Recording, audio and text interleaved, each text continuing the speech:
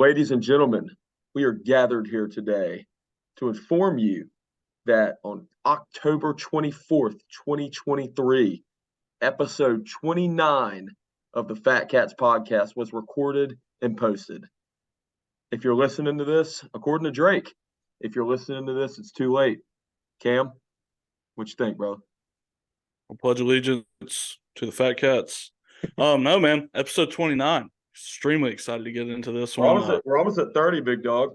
Yeah, we're back on track on our normal Tuesdays as well, which I did not know would be possible for the next 2 weeks, but we're back on it. As Ward said, episode 29 here. I want to remind everybody, find us on Spotify and YouTube. Just type in the Fat Katz Podcast. That's KATZ. Find us on Instagram and TikTok at Fat Katz Pod. And before we get into it, I want everybody's probably going to listen to this on Wednesday. Anybody who's listening to it on Tuesday, wish my guy Wade a happy birthday, man. Ward's birthday's tomorrow. Big 24, I believe. Kobe 20, year, Mamba 24, year. 24 Kobe year, Mamba year. Love it. But everybody send Wade happy birthday wishes. Send him money for a beer. He's way down on the beer department. He's giving way too many people beers for us not to give him some. No doubt. But yeah, man. Ward, happy birthday. Tell us about your week so far, and Dude, give us a laundry list of birthday gifts we need to be giving out. Cam, I appreciate it, man. That's a good question.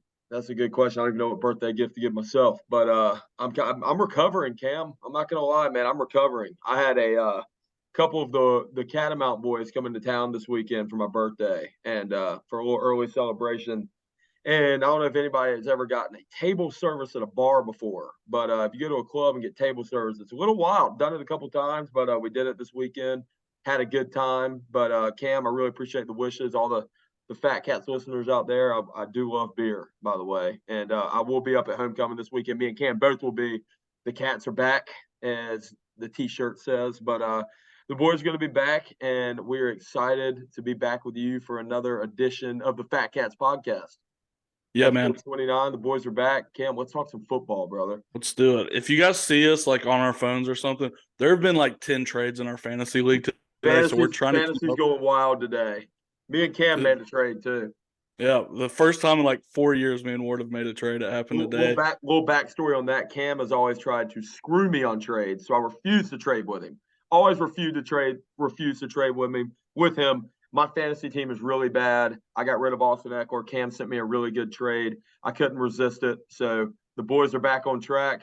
We're co-hosts of a podcast together, so that means blood is thicker than water, and me and Cam are blood brothers now through a podcast and through trading. Heck yeah, man. But let's get into episode 29. We'll start off with first favorite and forgotten here. Ward, I'm going to let you go first here. Yep. Starting out with DeMarco Murray, Mr. God, I can't talk for a second. Mr. Cowboys and Eagles legend at one point. I used to watch him torch the NFC East for way too long. So my first 29 is DeMarco Murray. Love it. Keeping it in the running back room, which has been kind of it's been happening a lot the past few weeks. Running backs in these numbers. This is a running back number territory, but I'm going to go Eric Dickerson, Rams legend, all-time leader in rushing yards, I believe. And if you haven't heard the SMU Eric Dickerson recruiting story, go check that out because it's awesome. Haven't heard it. Have to go check that out. Cam, my favorite this week is actually going to be Eric Berry.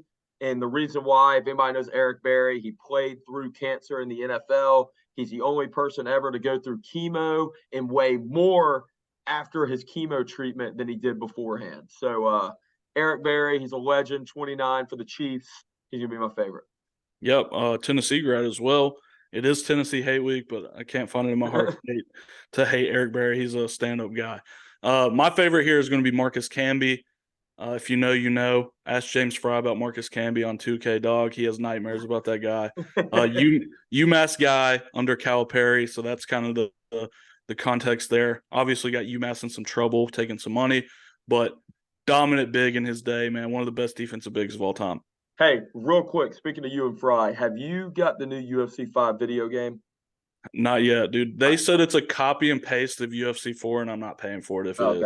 I haven't got it yet either. I'm not going to lie. I say it about every Madden that I won't buy it. And what do I do every year? Buy it. So over, I'm probably going to buy it. But I don't have a forgotten this week, Cam. I have two favorites. So I wanted to keep the three in there.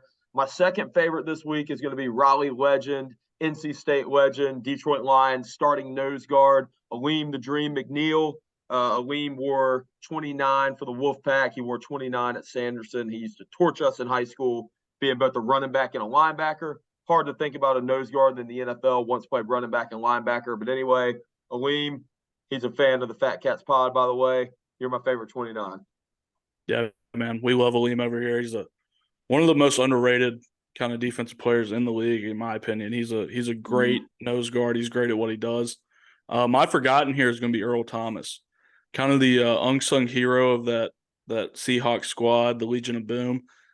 He stayed around the longest, but he kind of gets forgotten. He put up crazy numbers. He has all the accolades, but people think of Cam Chancellor and Richard Sherman before they think of him. So I thought that was good enough to earn my forgotten spot for this week.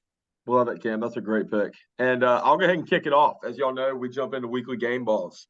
And my team played like ass this week. Played absolutely awful. We'll get into that in a little bit. One person played really good on our team, Cam, and that was Chase Young. Chase Young is on a make it or break it year. He's either going to get paid or he's not going to get paid. And by God, he's playing right now better than I've ever seen him play. He had 2.5 sacks against the Giants this week, which it ties a record for him. Breaks the record for him. He's never had 2.5 sacks in a game. He balled out. Chase Young they had a rookie right tackle or rookie left tackle in the game. Can't remember his name, but Chase Young showed this guy that there's levels to this shit, Cam. And Chase showed him what level he was on versus what level the other guy was on. But anyway, Chase had 2.5 sacks and played great. Love it. Glad he's starting to put it together after that really good rookie year. Kind of took steps back the past 2 years, but seems like he's back on track. That getting that 5th-year option not picked up seems to light a fire under these guys. Now we're gonna have to pay him Nick Bosa money if we want to keep him. Great job, Commanders. My first game ball is going to go to somebody that I don't think, if you would asked me 2 weeks ago, I wouldn't even thought this guy had a job board. But Matt Canada's getting my first game ball, man. He called a hell of a game. He called a hell of a game against the Rams. I might not like him, but I can't sit here and say that he didn't call a great game because he did.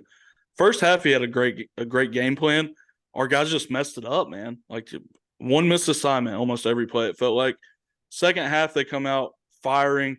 They had 197 yards in the fourth quarter, Ward. Matt Canada did a hell of a job. The Matt Canada breakdown is going to be dropping on Friday, hopefully.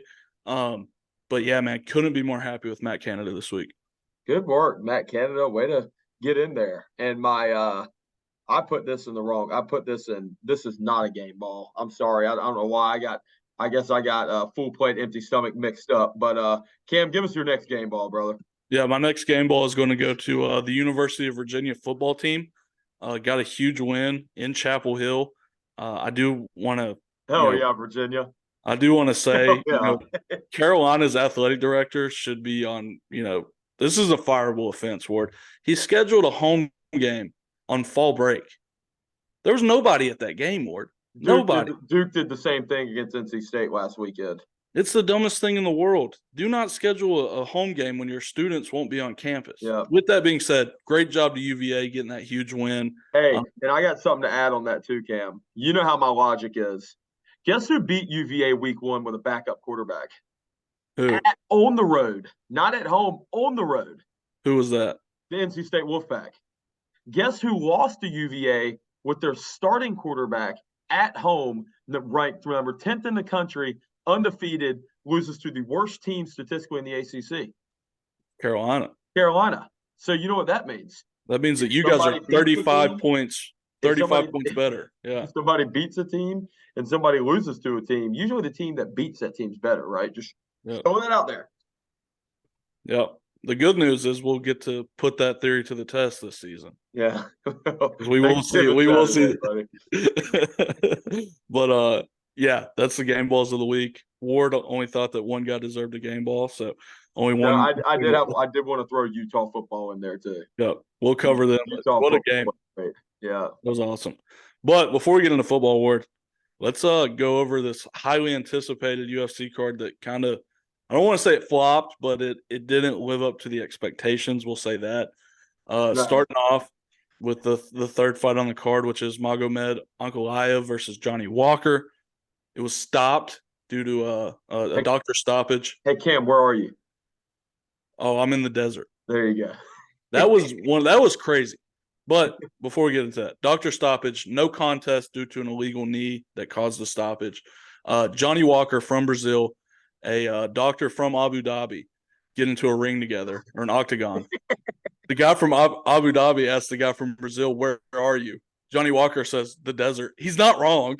He's not wrong. They are in the desert. The doctor thought that was enough to stop the fight. He said that he didn't think that he was able to fight due to a concussion, I guess.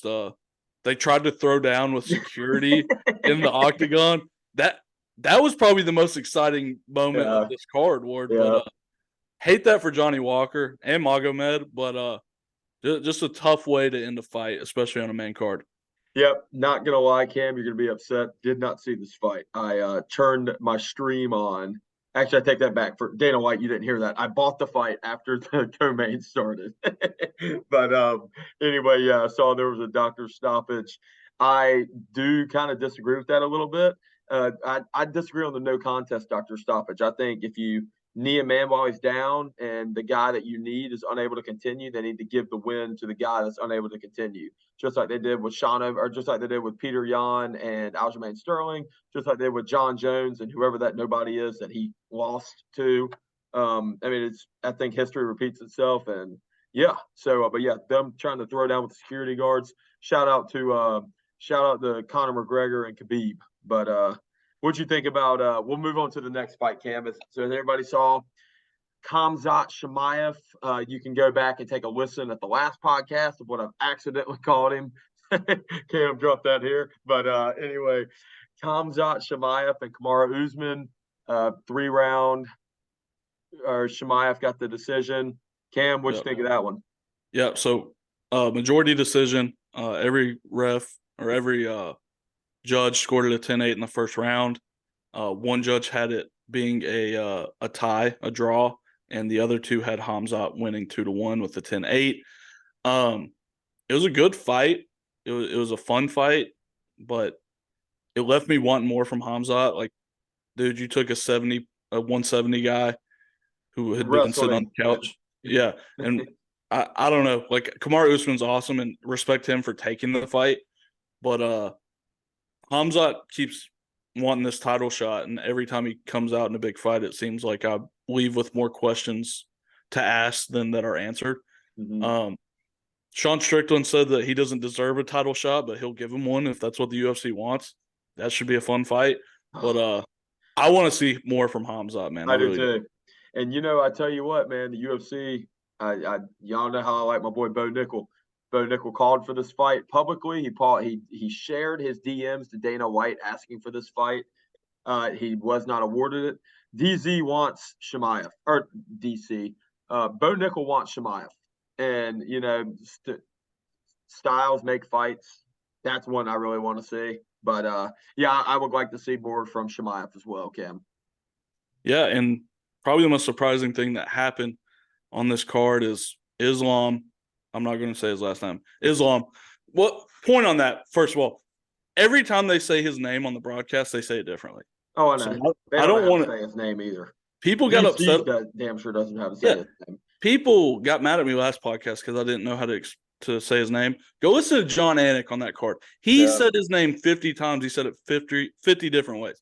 So Islam. Khabib's cousin. That's what I call him. Fights Alexander Volkanovski. Volkanovski on a 12-day notice, I believe.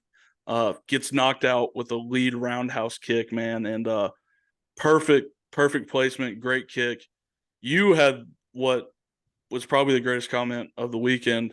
Ward in our group chat just types in, "Who taught the Russians how to kickbox?" That was awesome, but sad loss for Volk. If you saw his post-fight interview, you can see that it really shook him up. But again, just like Usman, man, respect to that guy for taking that fight. There's not many dudes that are waiting in line to take that fight. Dude, Cam, your boys are down bad. Izzy lost, Volk lost. City Kickboxing's in a rough spot right now, man. I'll say that. No, yeah, respected. You can't not respect Volk, but I will say I think he's going to drop down to number 2 in the pound-for-pound rankings. I think the Russian, unfortunately, is going to take it over until my boy Bo Nickel makes a run. But anyway, I mean, Volk took this fight on 10 days notice. And I personally would like to see it more with a full camp. But, yeah, man, one guy we didn't think about. So, every time the UFC knows a fighter is going to be good, they push him very hard on social media. How about that one Russian with a blue eye? He has one blue eye and one brown eye. I think he's blind. But whatever eye he's blind in, I throw hooks that way. His nickname is the Bullet. I'm not going to try to say his name, but it was an impressive showing. He's not a wrestler either. He's supposed to be like a kickboxer. He does crazy stuff, man. He must have taught Islam how to throw a right roundhouse kick. But yeah, man, a lot of exciting prospects coming up in UFC. Like, you look at some of these guys like old fights, and it's like old washed up fighter. There's no more of that. Like the talent in this sport is getting better by the day. So, but that's the UFC talk. If you guys have any points on that, let us know. UFC 295 is next, and Cam, I will force Cam to come down to Raleigh for that one because that's going to be a fun one. Stipe is going to be a war. Early prediction: John Jones does whatever the hell he wants. He might decapitate Stipe. But let's talk about NFL, man. We'll start off on a somber tone because your boys did not come out to play this Sunday, Ward, whatsoever. You ready to hear me talk? Well, Cam, one thing that I wanted to talk to you, your boy Chris Rodriguez in the last 2 games has more carries than Brian Robinson does. So that's one. But where do we start, Cam? We're playing the 31st statistical defense in the NFL, okay? We're playing the 30th statistical offense in the NFL. This team has not scored a touchdown since the middle of September. It's been 28 days since they scored a touchdown. And they come out and score 2 touchdowns in the first half with a backup quarterback. Daniel Jones wasn't even playing. Tyrod Taylor was playing. Tyrod Taylor is washed up. He's played for every team in the NFL, and he completely dices our defense with 7 first-round picks on it, Cam. So where do we start? That's just on defense, okay? We're down 14-7, or we're down 14-0 at halftime. In the first half, we are 0 for 10 on third down conversions. So that's 1. 2, we come out in the second half. Okay. And Sam Howell, he didn't have a great game. It's the second worst game he's had as a Commander, number 1 being behind when he played against Buffalo. But anyway, man, we come out second half, immediate 3 and out, and then we score a touchdown on a muff punt.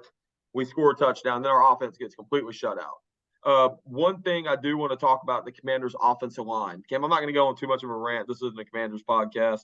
Tell Mingo I said what's up back there. But Anyway, man, our offensive line, the Giants have a total in 6 games before this, or 7 games before this. They had a total of 5 sacks. They had 5 sacks in the first half against us, if that tells you anything about our offensive line. And it's not Sam Howell holding the ball too long. He gets it, boom, he's hit. So Dex had 3 sacks in the first half against us. So shout out Dex. He's a Wake Forest guy. But I'm tired of this team, man. I'm tired of talking about them. We have the second hardest schedule. We have the second hardest remaining strength of schedule. So I do want you to cue up what I said in our previous rankings when I was ranking our schedule. I'm telling you, man, there's a good chance Ron Rivera gone. So let's hear about your Steelers, buddy. Congrats on winning, by the way. 4-2 is a lot better than 3-4. Yeah, 4-2 is a good spot to be in. More bad news. I'll pile on real quick and get it out of the way.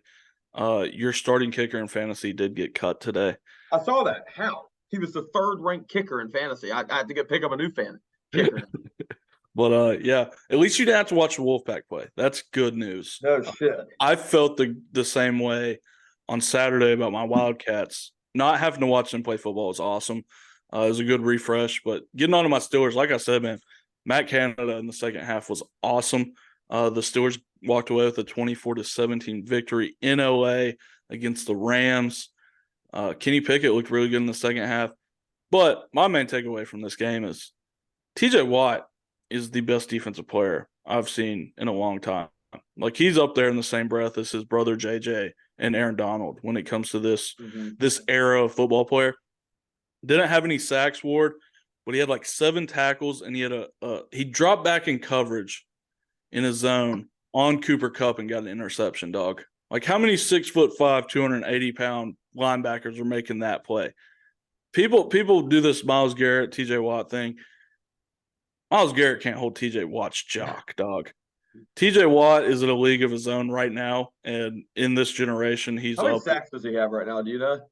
I think he has 8 through 6 games. Hey, Cam, I hate to put you to work, man, but I'm going to ask you to do something. What's up? Ask the audience who's better, TJ Watt or Chase Young. Do one of the fan votes. I say Chase Young's better than TJ Watt, but anyway. That should be the only vote we get. But yeah, man, I was extremely impressed with this Steelers team. Held Cooper Kupp to like 2 receptions for 29 yards or something crazy. Puka got off, but if you're stopping Cooper Kupp, I'll take Puka. I'll take Puka beating us over Cooper beating us. So really good game. Man. I don't know if I want some guy named Puka torching my defense, but well, the good thing is he torched us and we won, so it doesn't matter. Yeah, I will say only dud on this team. Get Levi Wallace off my football team. This guy stinks, dog. He gets targeted like 30 times a game and lets up like 20 receptions. He is maybe the worst cornerback in the NFL. So get Levi Wallace off the Steelers, please. But moving on. Yeah. Eagles. Was this Sunday night? Eagles 31, Dolphins 31. 13. I think it's 13. My dyslexia 17. No, you're good. Yeah, my dyslexia is acting up again, man. But yeah, really good game for the Eagles here. Dolphins kind of got it going and then just kind of fell apart there, but really fun game. These people saying get rid of the tush push kill me, Ward. Get rid of the tush push. You don't have to play it twice a year. I do. I don't care. Stop them.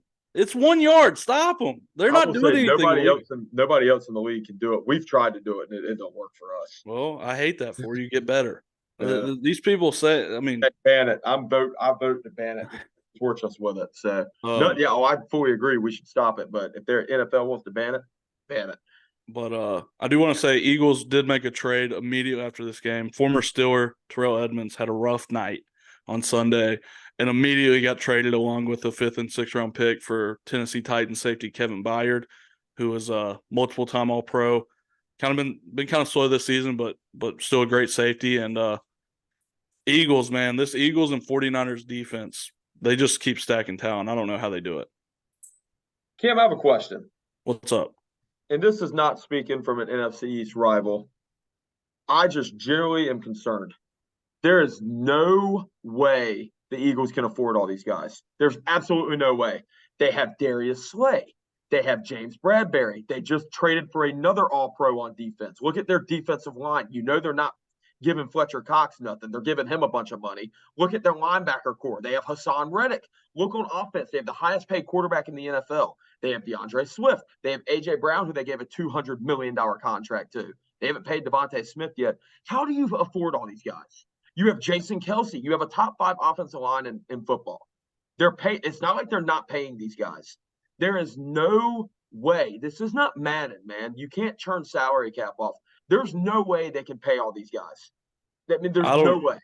I don't know how they do it. There's guys in the front office that their sole jobs is to figure workarounds of the salary cap, whether that be dead cap or giving guys bonuses for salary or whatever it may be. The Eagles are really either extremely good at hiding their something so they can pay these guys, or the NFL tax guys suck.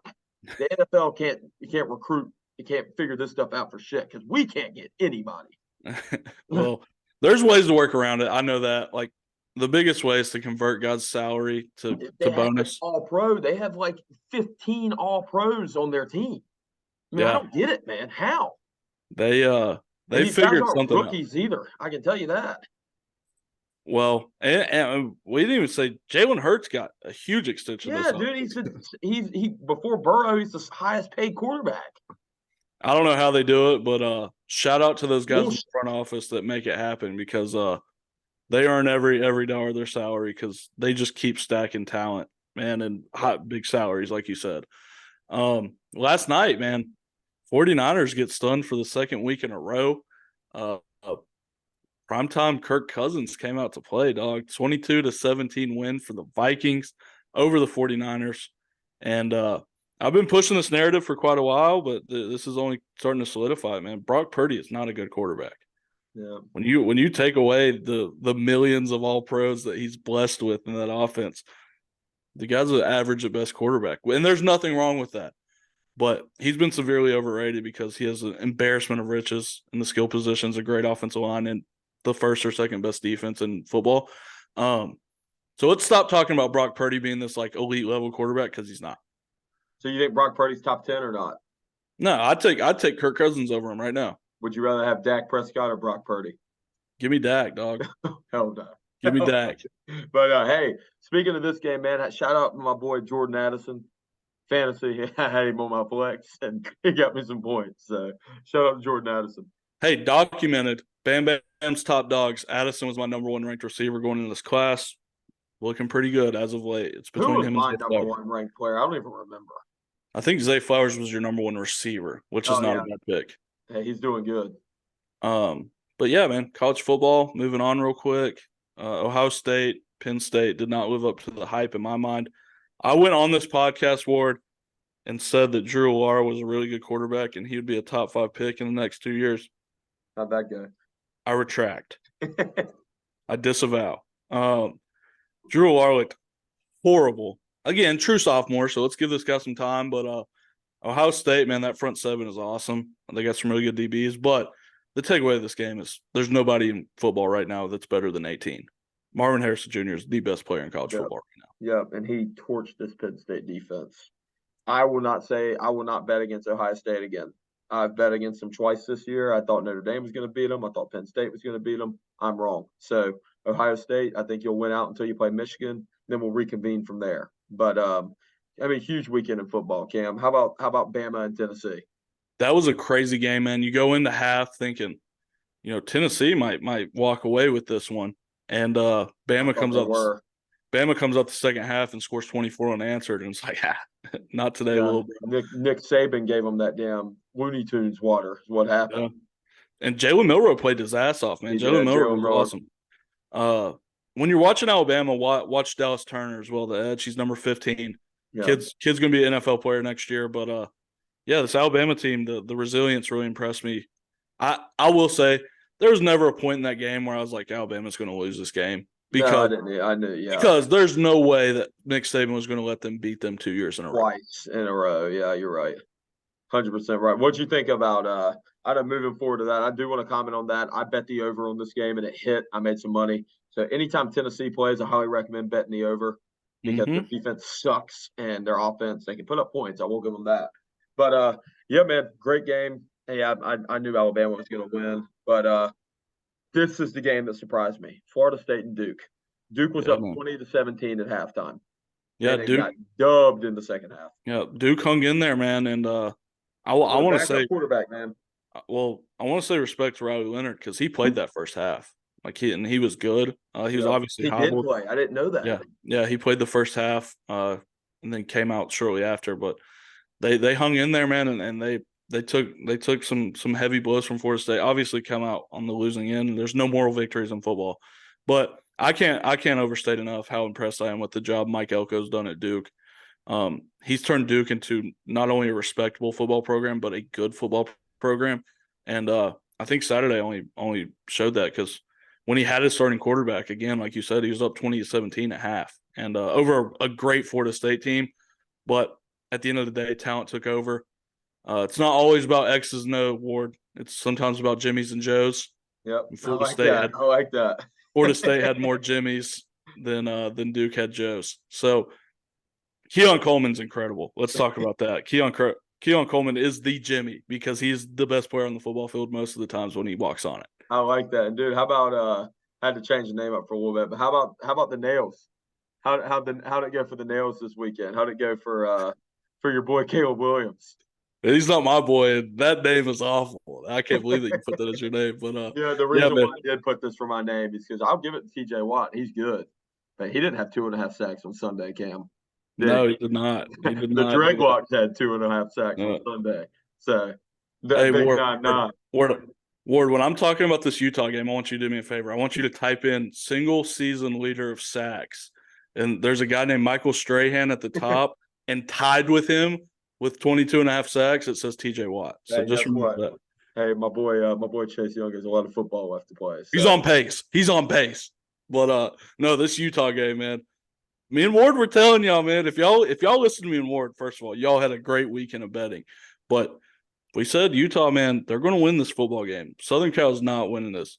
34-32, Utah wins at the Rose Bowl against Southern Cal, and Utah's been this Southern Cal's team kryptonite.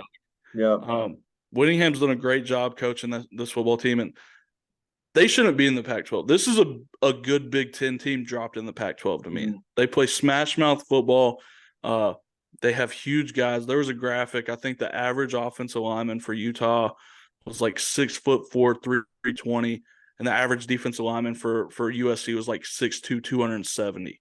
Mm-hmm. It's like, dude, these guys don't have a chance. And they really smacked them in the mouth, and a great win for Utah, which, in my opinion, it's them and Washington for this Pac-12 right now.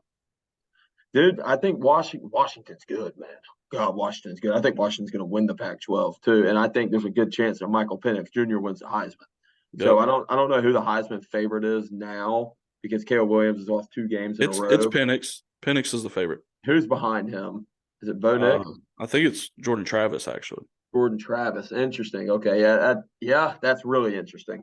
But well, no, man, Cam, we'll go ahead and move forward. Hell of a week in football, obviously.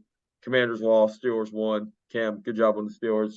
Second best edge rusher in the league for the Steelers. Congrats to him. But anyway, we got a big week of football ahead. And Cam, we'll go ahead and kick it off. Your boys open up as plus 2.5 underdogs against the Jaguars, the Jacksonville Jaguars at home. Yep, in Pittsburgh. Yeah. In Pittsburgh, in the Steel City. Let me hear it, Cameron Taylor. This is a game that Mike Tomlin wins. Like a young team, an up-and-coming team is starting to get some swagger about them about halfway through the season, and they come into Pittsburgh and they get mollywopped. They get. I mean, this is going to be an ugly game, Ward. First of all, I'm taking the Steelers and the points, but this is a game that the Steelers win. This has like 19-16 written all over it. Okay, I'm with you, big dog. I'm riding with you. You know, you're riding off a win. You're 4-2 for a reason. Cam, give me the Steelers. Yep. Hey, it doesn't matter if it's ugly, if it's pretty, if it's the best team, if it's the worst team, just win. Mm-hmm. But another big game between 4-2 teams, I believe, is the Browns are traveling to Seattle, with Seattle being 4-point favorites.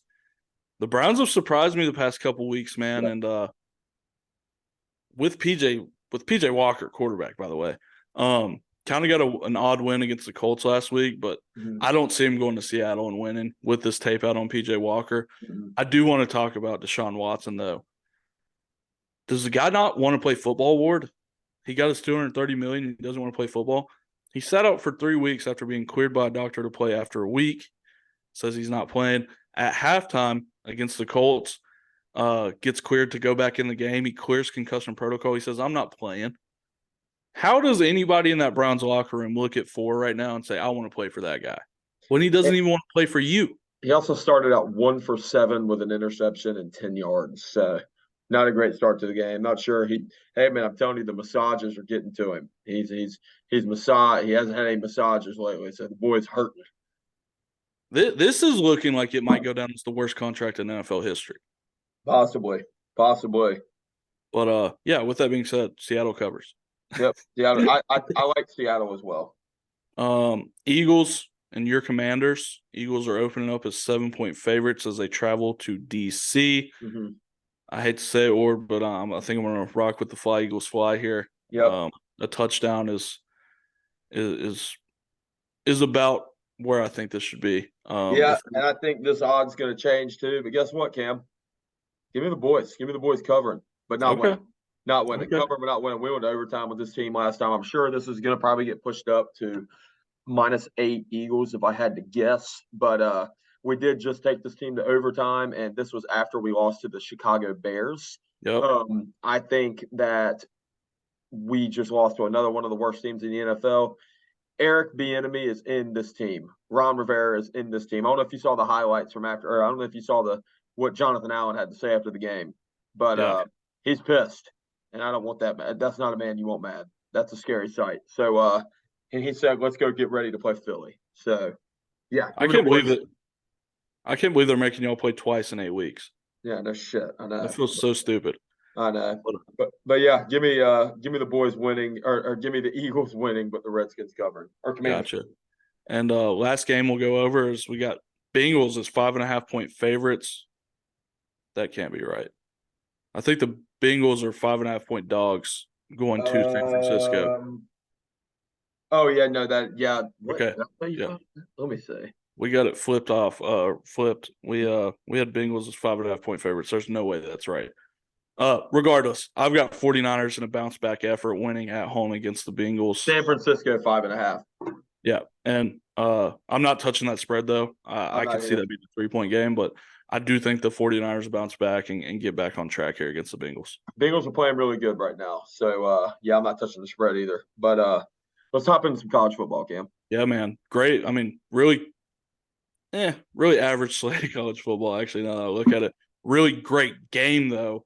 We've got Oregon as 7 or 6.5-point favorites, actually, going to Utah, and a high-scoring offense against, like I said, a pseudo Big Ten team in Utah. And I'm taking Utah on the points, man. I think they are you really? I like it, Cam. Yeah. I like it, dude. This is the only time I'm going to bet against Utah. I think Utah's going to cover, but I think the Oregon Ducks are going to win. And the reason I do, I think this Bo Nix, he's like 25.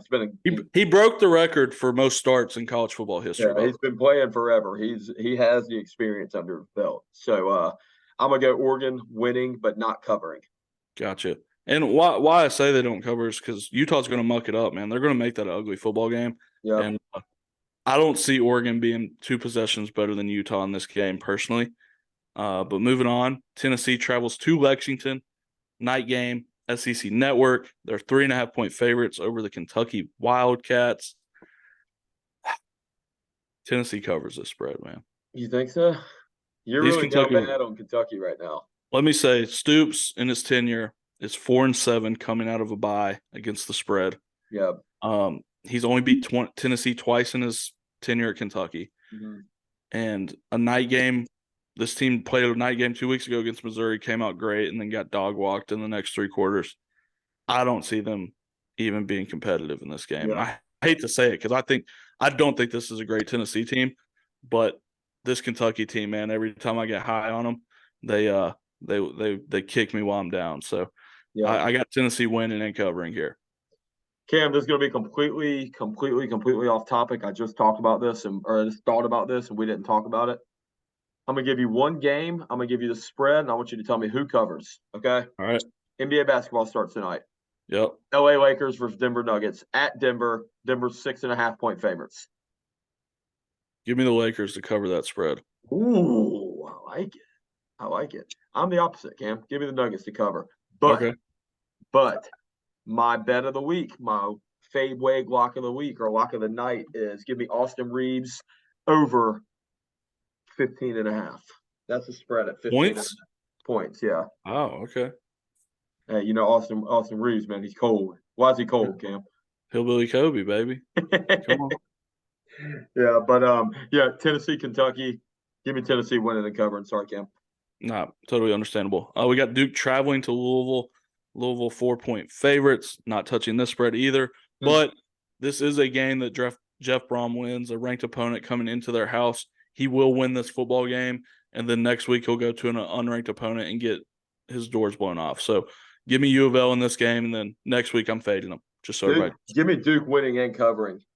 State was up 10-0 on halftime at Louisville, and Louisville came back and won 14-10. Duke beat the shit out of us. So give me Duke winning and covering. Gotcha. And the last game we'll go over, your NC State Wolfpack will be hosting the 10-point favorited Clemson Tigers. Will you and our boy Justin be making an appearance at this game? I will. Unfortunately, I'm sure Justin's going. I will not be going because I'll be at homecoming, and I don't want to see an embarrassment. But you ready to hear my score prediction, Cam? Let's hear it. Clemson 31, NC State 13. Okay, heard it here first. Let's probably put some money on that if you're that confident. But yeah, I think Clemson covers the spread, even after an abysmal effort at Miami. That was awful.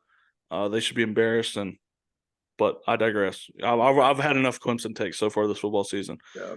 But getting into the last few segments here. Real quick. I know you have to run. I know you got football practice here soon. Do you want to save our picks of the week and we can post them on social media, or do you want to run through them real quick? We'll run through them real quick. Okay. No explanation, but we'll go through them. I do want to say last week, if you rode with me, you went 7-2.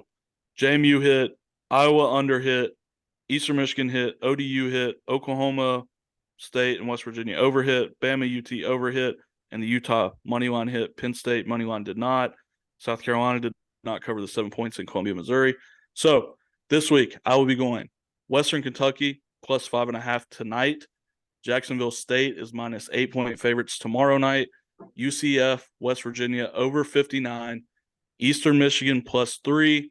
Utah plus 6.5. Trojans of Southern Cal bounce back. They cover the 10.5-point spread.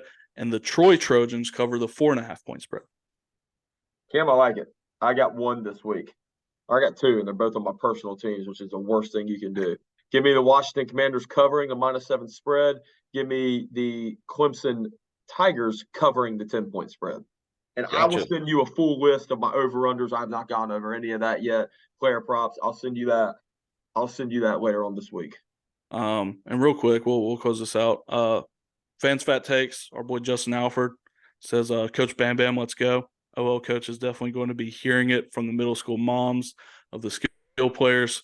Sure, you have those guys dialed in. I'm trying my best, man. It's been a little bit more difficult than I first anticipated, but it's exciting. I love working with these guys. He said 28th podcast leads me straight to first and favorite CJ Spiller. Dude was awesome at Clemson. I can't believe that he wasn't incredible in the league. Mm-hmm. Electric running back for the Tigers. Yeah, he was. I think he was a first-round pick to the Bills, by the way. Electric running back for the Tigers, now a very subpar running back coach for the Tigers.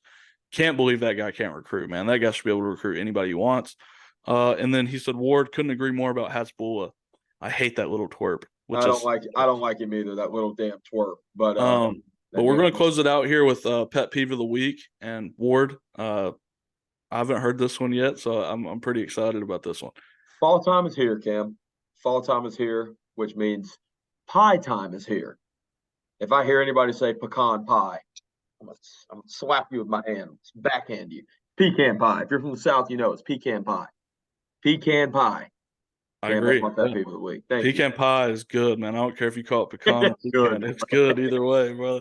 But with some of that vanilla ice cream on top of it. Vanilla ice cream, Cool Whip, however you want to do it, dog. I'll eat it. But you can go nude, man, for all I care. Just give me the pecan pie. I don't care, dog. But my pet peeve of the week is going to be Joe Buck and Troy Aikman on Monday Night Football, man.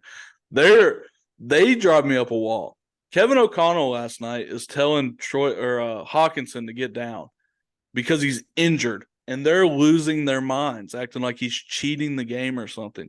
He was limping off the field, and he's like, go down so the staff can get out here. They are the worst crew, in my opinion, and it's not even close. I like them. Yeah, they do get a little. And sorry, I got caught up in the trade talk. If everybody knows ESPN or fantasy football, there's a lot of trades going on in my league right now. So I had to look down at what was new. Cam, nothing new, by the way. I thought something else was new, but gotcha. Yeah, I zoned out. Not gonna lie, but couldn't agree more with you, Cam. Hey. Wait. You went from I kind of like him to I couldn't agree more. I just shit on him for like 30 seconds, dog. Hey, well, Troy Aikman's a Cowboy, so screw the Cowboys. But yeah, man. Hey, episode 29 in the book, Ken. Give me a virtual high five. That was a great podcast, brother. Hey, the boys are going to be back in action this weekend. The Cats are back. We should have some incredible content coming out for the folks from this weekend. But again, I will say, for anybody that likes Hasbulla, don't tune into our Instagram at some point this week. Cam has a hot take to share with you guys. Yeah, I do. Coming from Ward. But I want to remind everybody before we get off, find us on YouTube and Spotify. Just type in the Fat Katz Podcast, KATZ. Find us on Instagram and TikTok at Fat Katz Pod. That was episode 29. Be on the lookout for episode 30 coming out next week. We love you guys. We appreciate y'all. And if you made it this far, Wade owes you a beer at homecoming this weekend. All right, fellas. Cam, love you, brother. Peace.